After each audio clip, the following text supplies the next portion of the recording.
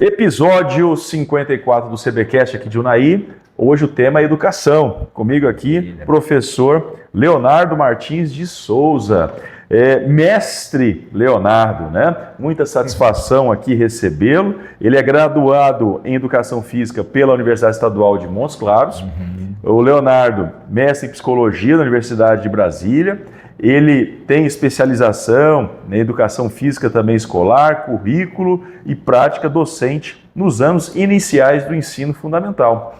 E também estudou a Fisiologia no Exercício Aplicada. 22 anos de experiência, professor pedagógica, né? E um unaiense aqui legítimo, né? Nascido aqui, Unai, conosco. Do pé da serra. Para falar desse tema tão importante. E atualmente é professor no Distrito Federal, atuando no programa Educação com Movimento, PECN, e esse é o tema que nós iremos aqui abordar. Professor Leonardo, eu queria que você explicasse, para que nosso espectador entendesse na prática mesmo, como que o PECN funciona, né? O programa Educação com Movimento. Doutor Rafael, agradeço demais o convite, a toda a equipe técnica do CBcast, e conversar sobre a aprendizagem mediada pelos jogos, pela brincadeira, pela ludicidade, é um prazer que me acompanha em toda a minha carreira. E desde os escritos de Platão, onde ele colocava que você aprende muito mais com 1 hora de brincadeira com uma pessoa do que em 1 ano de conversa. Já se desperta toda essa curiosidade do aprender brincando. E dentro do currículo da educação básica no Distrito Federal, através do programa Educação com Movimento, a gente faz a mediação desse conhecimento, desse patrimônio histórico, cultural, humano, que é o conhecimento, através de toda a cultura corporal de movimento. Quer seja pelo esporte, pela brincadeira, pelo jogo mediado por todo esse contexto de intencionalidade pedagógica, a criança brinca e aprende, ao mesmo tempo que aprende brincando. Ótimo! E para falar em exemplos práticos, o governo do Distrito Federal, na parte de educação, ele substituiu as aulas tradicionais de educação física por essa integração de educação física junto com outras disciplinas. Como é que isso foi implementado e há quanto tempo esse programa funciona no DF? O programa Educação com Movimento, ele tem já em torno dos seus 15, 16 anos de atuação no Distrito Federal. Desde o ideário da Escola Modelo de Anísio Teixeira, já existia essa propensão da aprendizagem lúdica nos anos iniciais, ali englobando a educação infantil do 1º ano também até o 5º ano, né? Então o programa Educação com Movimento, ele vem ano após ano se expandindo para mais unidades escolares no Distrito Federal, favorecendo tanto o processo de ensino mediado pelos professores, de aprendizagem dos estudantes e o desenvolvimento de toda a comunidade escolar. Não fica aquele aprendizado restrito apenas ao professor e ao estudante, né? Mas favorecendo a construção do sujeito social, que vai atuar tanto dentro da sala de aula como da escola, como dentro da sua comunidade também, né? E o programa Educação com Movimento, ele vem trazendo essa enorme possibilidade de promover outras formas, tanto de ensinar, de aprender, como também de se desenvolver como sujeito social. Nos seus estudos e aprofundamentos, você mescla muito a psicologia e a educação. Inclusive, essa foi a linha de mestrado que você concluiu. Sim. Você pode dizer como a psicologia pode contribuir como professor em sala de aula, como professor com a educação em si? Rafael, uma coisa que é bastante necessária da gente discutir é de onde se parte o currículo em movimento do Distrito Federal. Ela parte de 2 pressupostos, tanto a pedagogia histórico-crítica como a psicologia histórico-cultural.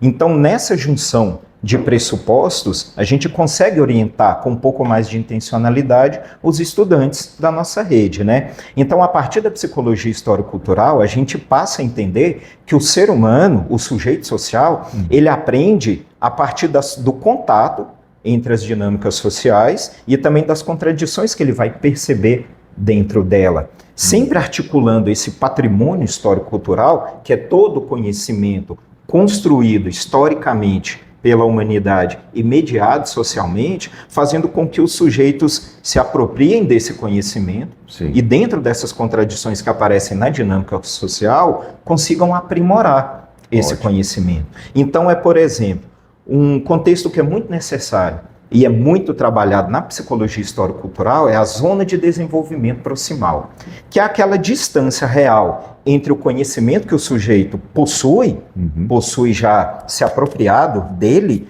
a partir daquele conhecimento que o seu par social também conhece. Então existe uma distância de conhecimento entre esses dois, mas a sócio-interação desse conhecimento faz com que esse conhecimento se potencialize e ele passe a existir com um pouco mais de força e de atitude dentro do contexto social onde a criança está ali exercendo. Aí o que acontece? Pegamos dois desses sujeitos, o estudante e o professor. E, na verdade, são dois professores. Né? Isso. É o professor da disciplina normal e o professor da educação física. Agora, imagino tanto que essa zona de desenvolvimento proximal fica mais potencializada a partir de duas fontes desse conhecimento que passa a ser mediado. É onde a articulação pedagógica desses professores, tanto o professor ou professora do ensino regular, quanto o professor do programa Educação com Movimento, conseguem produzir, criar aquele contexto de aprendizagens que favorece a potencialização daquele aprendizado que o estudante possui. E para se converter em um programa, obviamente esse projeto passou por várias avaliações métricas e muito olhar para trás para verificar qual que é a eficácia dele. Você pode dizer um pouquinho sobre esse ponto? Se houve uma avaliação, uma métrica realizada no DF para continuar com a programação? O programa Educação com Movimento, ele passa por reavaliações periódicas. Por exemplo, se nós voltássemos aqui no tempo histórico dos 16 anos de criação do programa, até o contexto da educação inclusiva era diferente. E ele passou por algumas etapas de reavaliação. Hoje o contexto inclusivo do estudante, que seja o estudante com necessidades educacionais especiais ou contextos diversos, ele já é bem mais abordado dentro do programa. E a principal métrica que se utiliza do programa dentro do Distrito Federal são sempre as avaliações da equipe pedagógica. Até onde o programa está favorecendo os processos de ensino, aprendizagem, de sócio-interação dos estudantes também.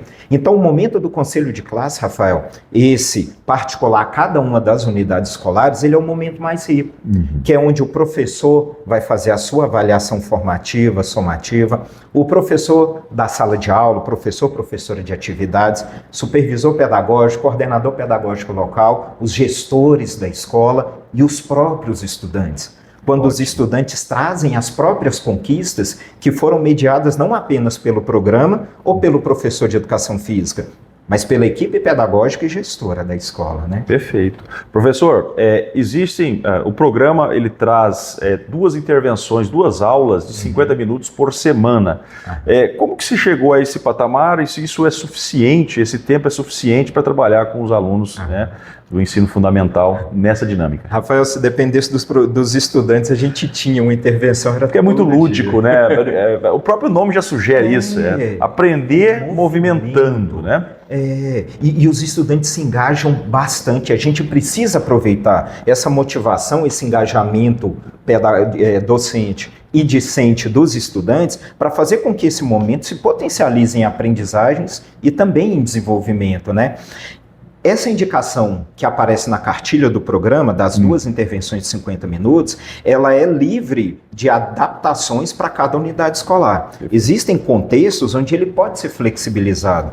Por exemplo, nas escolas do campo, onde o horário de entrada, de saída e os intervalos entre aulas, o de merenda, o momento das refeições dos estudantes é mais flexível, ele precisa ser adequado à organização do trabalho pedagógico de cada unidade escolar. Perfeito. Em algumas escolas... Não existe uma fórmula do programa, ele se adapta a cada ambiente escolar. Justamente. E o professor, junto com o outro professor da disciplina formativa, ele vai ter uma liberdade de criar ali as suas dinâmicas. Vai se adequar a partir daquela dinâmica institucional. Certo. Consegue fazer? Sim. Consegue um tempo ligeiramente menor? Vamos fazer. É aquele tempo que consegue ficar reservado para essas aprendizagens diversas dos estudantes, né?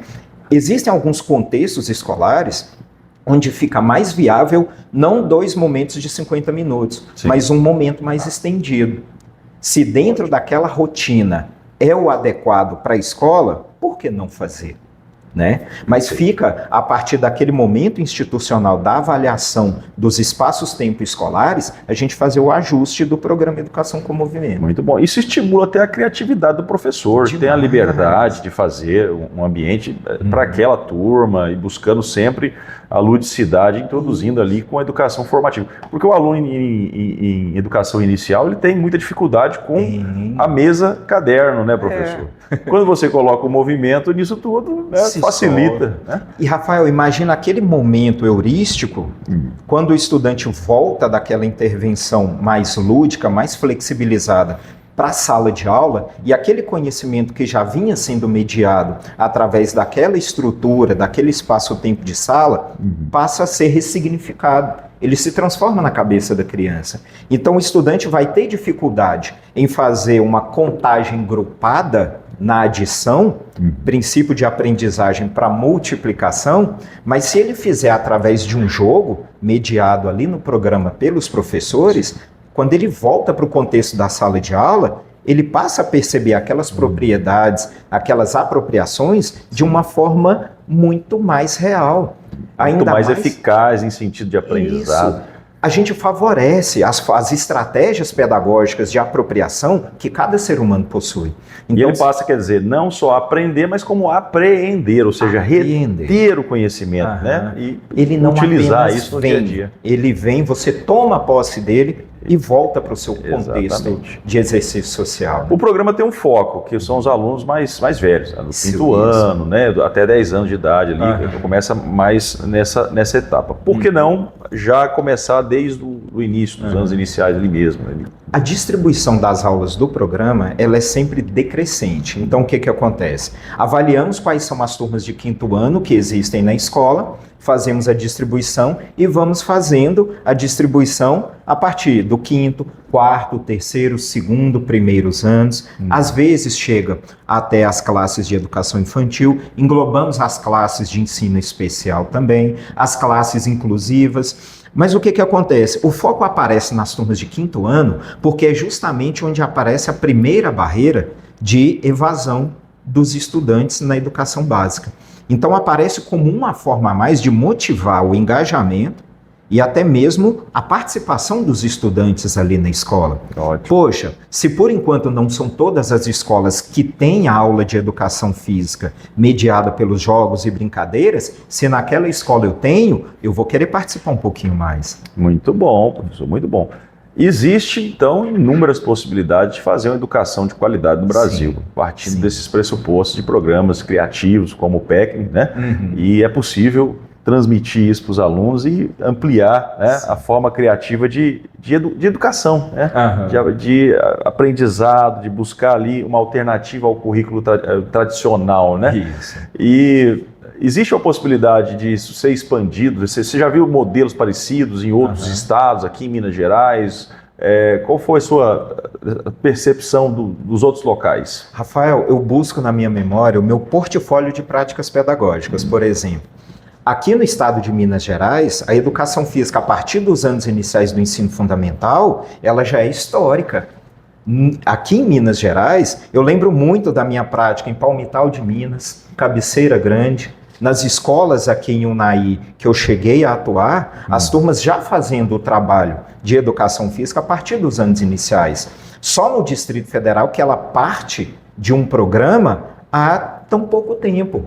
Então aparecem essas possibilidades de intervenção. Nenhuma unidade escolar é privada ou proibida de se juntar, articular os seus professores e criar essa possibilidade. Ótimo. O senso comum ainda coloca que para aprender precisa doer, precisa ser ruim, você tem que sair desgastado. Nem sempre é assim. Não precisa. Né? Eu criei um termo que se chama disciplina pedagogicamente organizada. Ou seja, entre meio caos, dá para se aprender. Dá para se aprender de forma alegre, contente, social, coletiva, cooperativa. E justamente mediado pelo jogo, pela brincadeira, a gente consegue fazer essa flexibilização de aprendizagens, né? Então a gente consegue viver em vários cenários, buscando fontes de pesquisa, a gente consegue ver essas mediações pedagógicas até no ensino superior. Maravilha. Então, se às vezes a gente fica muito preso a, poxa, brincar, aprender... Não, gente, o ensino superior já está fazendo mediações através de jogos pedagógicos também. Muito bom, não, a gente vê a diferença quando trabalha com os alunos de maneira, né, mais prática, utilizando exemplos práticos, a gente usa expressão aprendizagem baseada em problemas práticos do dia a dia, faz algumas dinâmicas em sala de aula, isso é muito mais proveitoso do que a velha e antiga aula simplesmente expositiva, né? Ela precisa ter um implemento, um complemento, e precisa ter alternativas, opções. Né? O lê, memoriza e repete, ele vem perdendo espaço nos processos de aprendizagem, porque... Ainda mais com a tecnologia que nós temos hoje. A decoreba, hoje você só clica aqui no microfone, fala a resposta que você quer, ela já vem pronta para você. Exato. Você memoriza, não se apropria, e você fica refém de sempre buscar aquele mecanismo. É o que o aluno consegue relacionar com outras questões do dia a dia dele, enfim, entra naquele momento, mas ele não apreende o conteúdo, né? Ou seja, aprender. Essa é a chave também desses modelos de aprendizagem. Professor Leonardo, existe uma preocupação muito grande no ensino fundamental com a inclusão. Né? Alguns alunos que têm mais dificuldades, enfim, a gente costuma fazer nivelamentos, né? Com aulas em contraturnos, etc. Como que o PECM, o Programa Educação com o Movimento, pode ajudar na inclusão de alunos que estejam ali um pouco mais com dificuldade? A aprendizagem entre pares, Rafael, ela é muito estimulada dentro dessa proposta do Programa Educação com o Movimento, tanto da psicologia histórico-cultural como do jogo cooperativo. Então, esses extremos de aprendizagem, esses diferenciais de aprendizagem entre os estudantes, eles são favorecidos a partir do momento que a gente coloca esses estudantes em contato, aproximando as experiências cognitivas, as experiências sociais de todos os sujeitos que participam daquele momento da aula e fazendo com que esse conhecimento, esse patrimônio histórico-cultural seja mediado de forma mais equitativa entre esses sujeitos sociais. Apesar de não ser um estudioso da psicologia histórico-cultural, Jean Piaget, biólogo, multiconhecimento, colocou um pressuposto muito legal de se analisar o processo de aprendizagem, que é: nasceu gente, é inteligente. Pronto. Então, por que não aproximamos esses sujeitos pensantes, esses seres que têm raciocínio potencial, para fazer com que esse conhecimento se flexibilize entre os sujeitos? Então, a partir do momento que a gente aproxima com intencionalidade pedagógica, não apenas aproximar 2, 3 mais sujeitos sociais, mas com aquela intencionalidade pedagógica, a gente faz com que esse conhecimento que é democrático, que ele é de todos, possa circular de uma forma mais equitativa entre os sujeitos sociais. O programa, ele seleciona algumas disciplinas da formação tradicional, ou isso fica aberto para a escola selecionar? E se tiver mais de que um professor que queira utilizar o mesmo modelo, isso não vai dar uma divergência, um conflito ali, não? Rafael, nada que um conselho de classe bem mediado não resolva. Maravilha. Por exemplo, sempre partimos daquela avaliação diagnóstica do que o estudante já apreendeu e aquilo que ele precisa aprender naquele ciclo de aprendizagens. O estudante está com defasagem. Opa, vamos trabalhar nessa defasagem aqui. Vamos juntar nossas experiências pedagógicas nos momentos de formação continuada, de coordenação pedagógica, e vamos montar as nossas estratégias para fazer intervenção. Funcionou? Vamos buscar a melhor aprendizagem para o estudante. Não funcionou? Vamos voltar ao nosso planejamento e vamos nos reestruturar. Mas a aprendizagem, além do currículo, ela precisa ser social. A intencionalidade pedagógica e social, ela tem que estar guiando o trabalho docente. O assunto é muito interessante. O nosso podcast tem uma abertura enorme para a educação, professor. E nosso tempo está esgotado. Gostaria de já fazer um convite ao senhor para sempre trazer esses temas interessantes aí, educacionais, para a gente trazer, maturar esses temas, né? Trazer novas opções, para, nessa inquietude nossa, buscar melhorias para os alunos e dentro desse tema tão importante que é a educação. Muito obrigado pela sua contribuição. Eu gostaria que você fornecesse uma mensagem final. O programa Educação com o Movimento, ele pode ser recomendado e pode ser aplicado em outros locais também?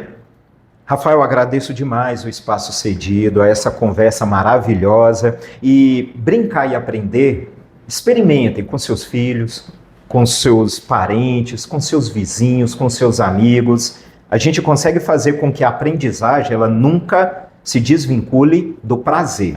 Nunca se desvincule do prazer. E todo contexto onde existem pessoas, sujeitos sociais, que têm esse conhecimento para ser mediado, é espaço de aprendizagem. Então vamos brincar, vamos aprender, vamos nos tornar mais sociais. Excelente. Muito bom. Muito obrigado, professor. Tamo junto, Rafael.